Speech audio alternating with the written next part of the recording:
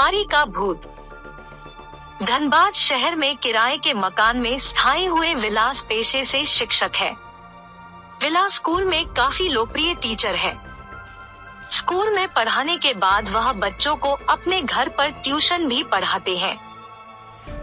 खैर, अब तो उनकी शादी हो चुकी है, पर जब वह कुंवारे थे तब उन्हें अपने किराए के घर में एक बेहद भयानक अनुभव हुआ था।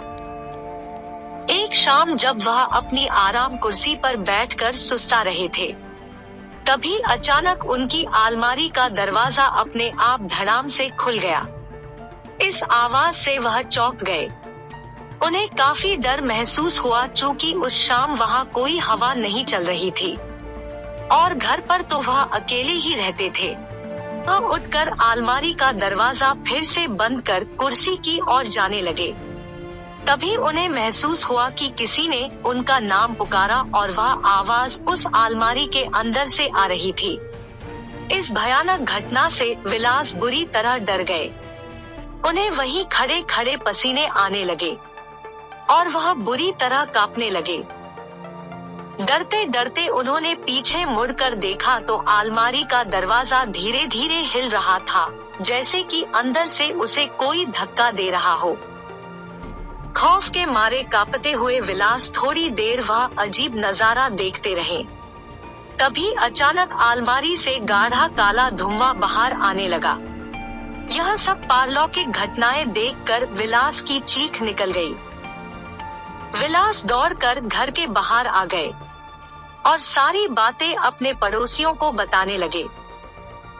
विलास के पड़ोसी उनके साथ घर में दाखिल हुए और उन सब ने वहाँ जो भी देखा उसे देखकर सबके होश उड़ गए। कमरे की छत पूरी तरह से काली पड़ चुकी थी। अलमारी के दोनों दरवाजे उखड़े हुए थे और सारा सामान नीचे जमीन पर बिखरा हुआ था।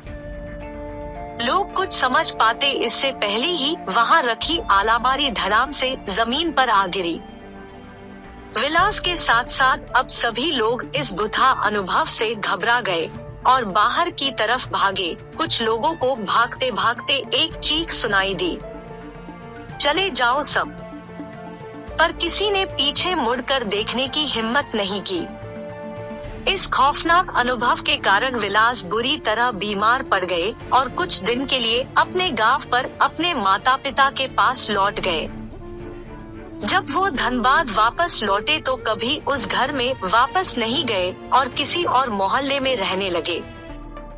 क्या थी इस खौफनाक घटना की सच? जानने के लिए चैनल को सब्सक्राइब करें ताकि इसके आगे का कहानी ला सकूं।